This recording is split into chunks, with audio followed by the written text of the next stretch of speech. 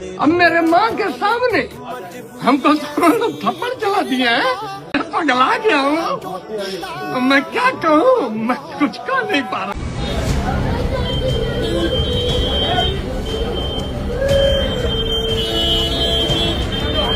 अच्छे लग जाएगा।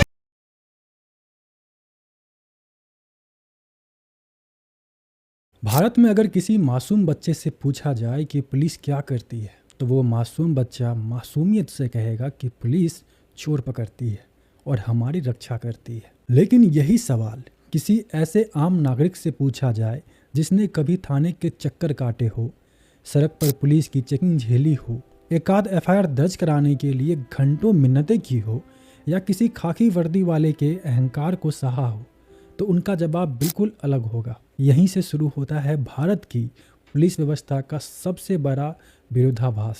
एक तरफ वही पुलिस है जिसके जवान आतंकवादियों से लड़ते हुए देश के लिए अपनी जान कुर्बान कर देते हैं।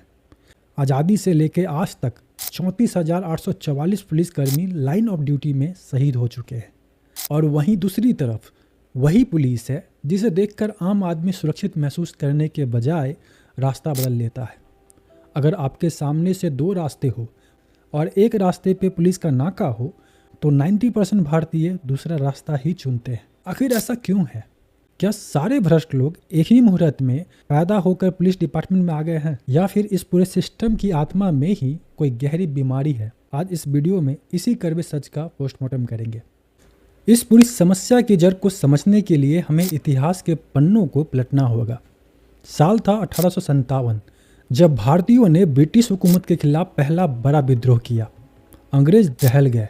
उन्हें समझ आ गया कि अगर भारतीय पर राज करना है तो एक ऐसी ताकत चाहिए जो जनता की रक्षा न करे, बल्कि जनता को डराकर, दबाकर और कुचल कर रखे। इसी सोच के साथ साल 1861 में पुलिस एक्ट लाया गया।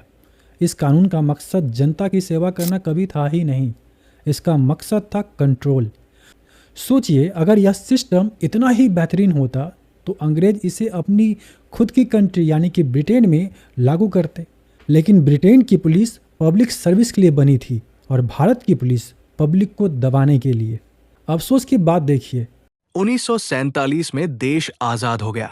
हम चांद पर पहुंच गए, डिजिटल इंडिया बन गया, लेकिन 2026 में भी हमारी पुलिस उसी 1861 के अंग्रेजों के बनाए कानून पर ही चल रही है। क्यों? क्योंकि जो सिस्टम अंग्रेजों को सूट करता था वही सिस्टम आज के हमारे राजनेताओं को सूट करता है। हमारे संविधान ने पुलिस को लॉ एंड ऑर्डर बनाए रखने के लिए बहुत भारी पावर दी है। जब भी कोई सरकार पावर में आती है तो उसके दो ही बड़े मोटिव होते हैं। पहला, वर्तमान स्थिति को अपने कंट्रोल में रखना, और दूसरा, अगला चुनाव जीतने के लिए फाइनेंशियली मजबूत होना। अब पैसे कमाने के लिए तो बाकी सरकारी डिपार्टमेंट्स हैं, लेकिन जनता को और विपक्ष को अपनी उंगलियों पर नचाने के लिए नेता पुलिस की ताकतों को अपने हाथ में ले लेती है। आप कहेंगे कि जुडिशियरी यानी कि अदालतें भी तो हैं, लेकिन अदालतें इंडिपेंडेंट है क्या? वहाँ जजों के ट्रांसफ़र, पोस्टिंग, प्रमोशन नेताओं की जेब में नहीं होते, मगर पुलिस डिपार्टमेंट में यहाँ सब कुछ नेताओं के रहमो करम पर होती हैं।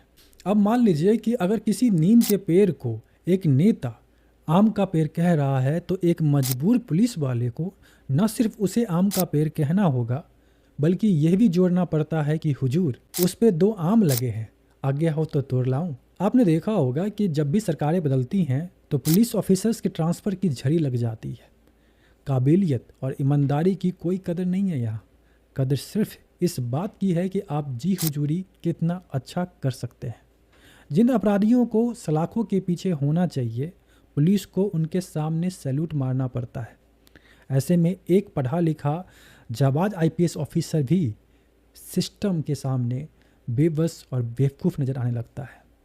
चलिए अब थोड़ी देर के लिए नेताओं को भूल जाते हैं और बात करते हैं उस ज़मीनी सिपाही की जो धूप, करकराती ठंड और बारिश में सड़क पर खड़ा रहता है। पुलिस डिपार्टमेंट में 92% लोग कांस्टेबल हैं। आइए उनका हकीकतनामा देखते हैं। ड्यूटी के घंटे रोजाना 12 से 16 बिना किसी वीकली ऑफ के। सैलरी शुरुआती 1 से 4 साल, लगभग 23,660 प्रति महीना। त्यौहार होली या दिवाली आम जनता के लिए जश्न, पुलिस के लिए एक्स्ट्रा वर्क और नाइट शिफ्ट अलग से। पुलिस एक्ट धारा 22 के तहत एक पुलिस वाला 24 घंटे ड्यूटी पर रहेगा। एक सिपाही जब 16 घंटे बाहर रहता है ना, तो चाय पानी और खाने में उनके 200 से 250 रुपये खर्च हो जाते हैं। ऊपर से पुलिस स्टेशनों का हाल देखिए। ऑन रिकॉर्ड कई राज्य में एक पुलिस स्टेशन को महीने का औसतन सिर्फ 110 लीटर पेट्रोल मिलता है, यानी कि एक दिन का महज 3.5 लीटर। अब इस 3.5 लीटर पेट्रोल में उन्हें गश्त भी करनी है, अपराधियों को कोर्ट में भी ले जाना है और वीवीआईपी की सुरक्षा भी देखनी है। वहीं दूसरी तरफ हमारे माननीय नेताओं को महीने का 250 लीटर से अधिक ईंधन मिलता है। हद तो तब हो जाती है जब पुलिस थानों के बिजली के बिल नहीं भरे जाते। अभी कुछ समय पहले की बात है कि नोएडा में 2 पुलिस थानों की बिजली सिर्फ इसलिए काट दी गई क्योंकि उनका बिल पेंडिंग था। जब सरकारी सिस्टम एक थाने को चलाने का बेसिक खर्च भी पूरा नहीं करेगा, वहाँ कुछ ना कुछ तो जन्म लेगा ना। तो वहाँ जन्म लेता है जुगाड़, और इस जुगाड़ का सीधा मतलब आप और हम अच्छे से जानते हैं। जब पूरा एनवायरनमेंट ही ऐसा बना दिया जाए तो भ्रष्टाचार एक मजबूरी और फिर एक आदत बन जाता है।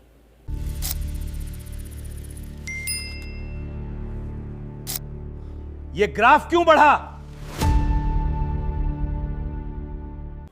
हम अक्सर शिकायत करते हैं कि पुलिस एफआईआर दर्ज नहीं करती, ठुकरा देती है, लेकिन इसके पीछे की कुछ प्रॉब्लम को समझते हैं, इसके पीछे की पागलपन को थोड़ा समझते हैं। मान लीजिए कि एक बेहद ईमानदार पुलिस ऑफिसर स्टेशन का चार्ज लेता है और हर छोटी बड़ी शिकायत पर एफआईआर लिखना शुरू कर देता है। इसका नतीजा क्या होगा? पहली बात, उसका काम कई गुना बढ़ जाएगा। इन्वेस्टिगेशन करो, सबूत जुटाओ, सालों तक फाइलें मेंटेन करो।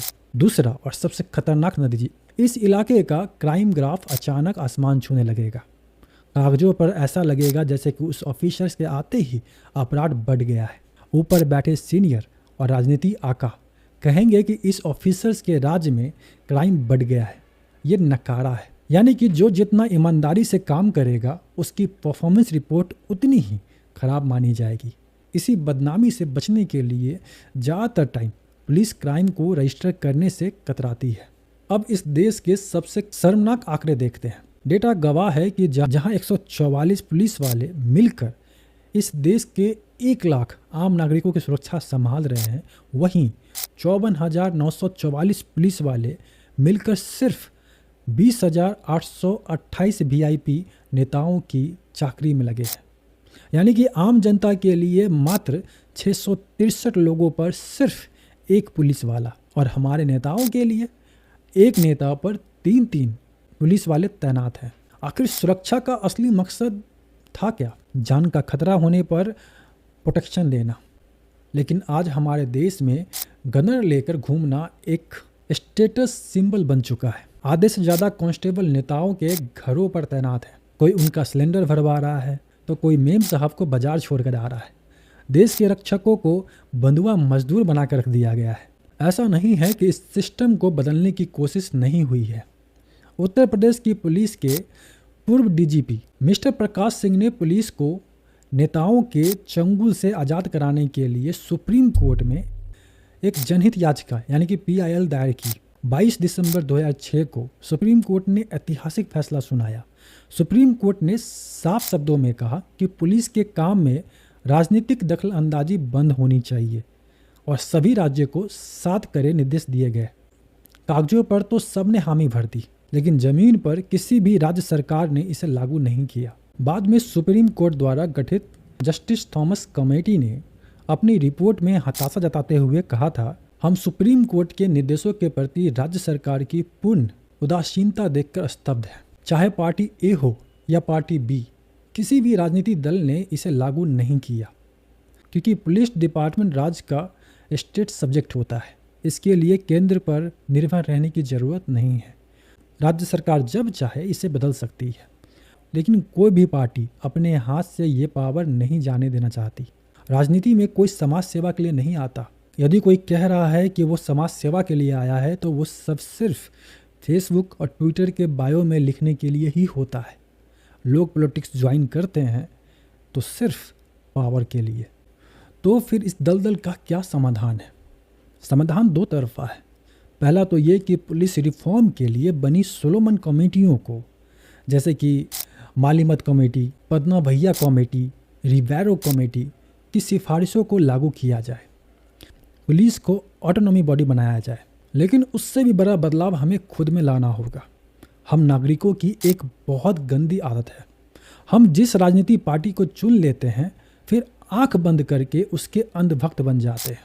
चाय की टपरी से लेकर सोशल मीडिया के ग्रुप तक हम उनकी हर गलती का बचाव करते हैं। जब हम सालों से किसी पार्टी के लिए अपनों से बहस कर रहे हैं तो एक बार अपनी उस पसंदीदा पार्टी से यह सवाल क्यों नहीं पूछते कि तुम पुलिस रिफॉर्म लागू क्यों नहीं करते? आज हमारे देश में सेना, जुडिशियरी, इलेक्शन कमीशन पर लोगों का भरोसा फिर से टिका हुआ है क्योंकि वे काफ़ी हद तक इंडिपेंडेंट हैं।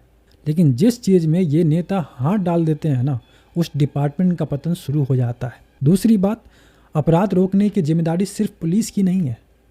आज हम जाति और धर्म के नाम पर अपराधियों का समर्थन करते हैं। अगर हमारी पसंद की पार्टी का कोई गुंडा है तो हम उसकी रैली में भीड़ बढ़ाते हैं। एक ज़माना था जब परिवार में कोई क्रिमिनल निकल जाए तो लोग शादी का कार्ड तक नहीं देते थे, और आज की डेट में ऐसे लोग युवाओं के रोल मॉडल बने हुए हैं। यार देखिए, जब तक हम अपराधियों को हीरो बनाएंगे ना, तब तक पुलिस मजबूर रहेगी, और जब कोई बड़ी वारदात होंगी तो नेताजी टीवी पर आकर कड़े शब्दों में निंदा का स्क्रिप्टेड डायलॉग बोलकर निकल जाएंगे। लेकिन उनका दर्द, उनका खामियाजा सिर्फ और सिर्फ हमें और आपको ही भुगतना होगा। फैसला आपके हाथ में है। गुलामी के इस 1861 के कानून को सहते रहना है या एक नागरिक बनकर अपने हक के रिफॉर्म की मांग करनी है। जय हिंद। मिलते हैं नेक्स्ट वीडियो में, और अपनी राय कमेंट करके ज़रूर बताएं।